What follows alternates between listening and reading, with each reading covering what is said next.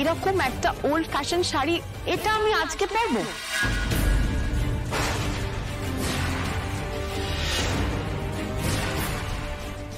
এইভাবে বলছো কেন? মানুষের শাড়িটা কি খারাপ? খারাপের ব্যাপার নয়, এরকম শাড়ি আজকাল কেউ পরে নাকি?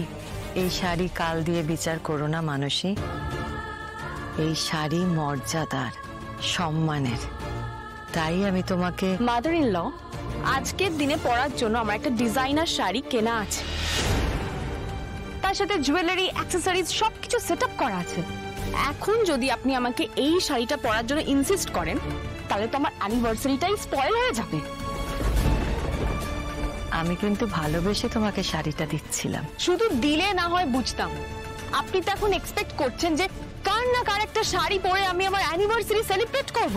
এক মিনিট, কার না কার শাড়ি?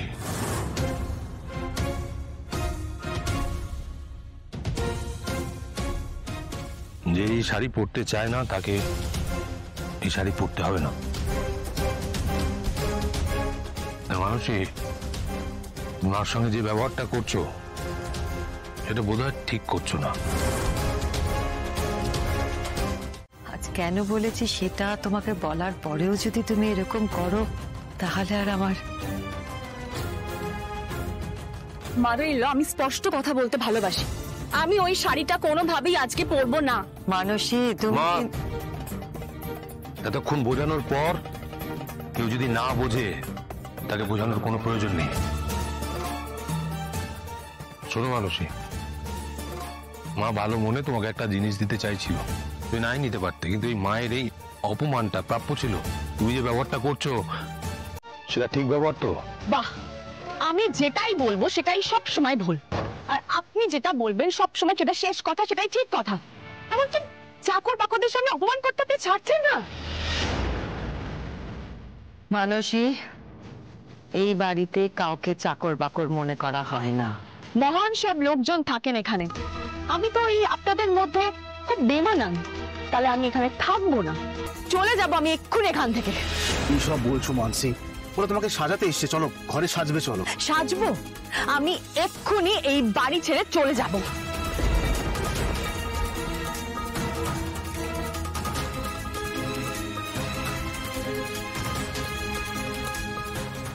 মানসি, বলছি আজকের দিনে মাথা গরম করো না, আজ তোমাদের অ্যানিভার্সারি।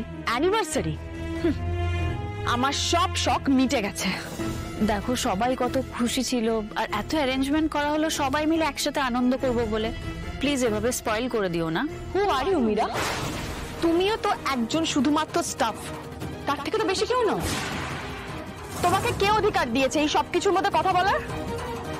আমি এক্ষুনি এই বাড়ি ছেড়ে চলে যাব, এক্ষুনি চলে যাব। মানসী, মানসী, মা আই এম সরি, দাদা সরি। ওকে, আমি ওর হয়ে ক্ষমা চাইছি। মানসী, মা তুমি চিন্তা করো না, আমি ওকে ফিরিয়ে নিয়ে আসছি।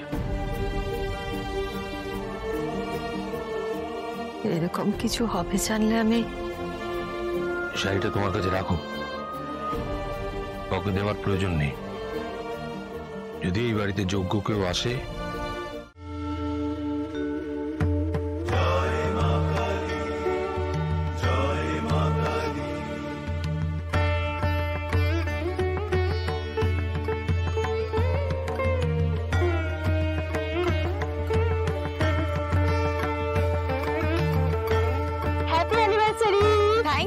Thank you so much. Oh, thank you so much. কিন্তু অ্যানিভার্সারি তো একা বলা উচিত নয়। তোমার হ্যান্ডসাম হাজবেন্ড কোথায়? অর্ক আসছে। আচ্ছা তোমরা বলো আমাকে কেমন লাগছে? তোমাকে তো অসাম লাগছে dear. We are just speechless. Thank you. এই স্পেশাল কেকটা কিন্তু তোমাদের দুজনের জন্য স্পেশালি আমরা প্ল্যান করে রেখেছি। Thank you. অর্ক আসুক তারপর না হয় কাটবো। একদম। মীরা, ওদের একটুখানি স্ন্যাক্স আর ড্রিঙ্কের ব্যবস্থা করো।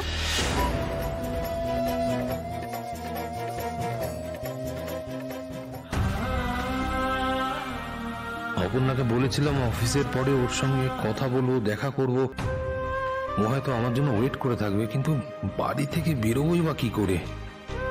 কথা দিয়ে রাখার চেষ্টা করি সব সময়, আজকে কি কথার খেলাপ হবে? আর্য, হুম। তুমি কি কিছু চিন্তা করছো? না, কেন? একটু মানসীকে ডেকে দাও না।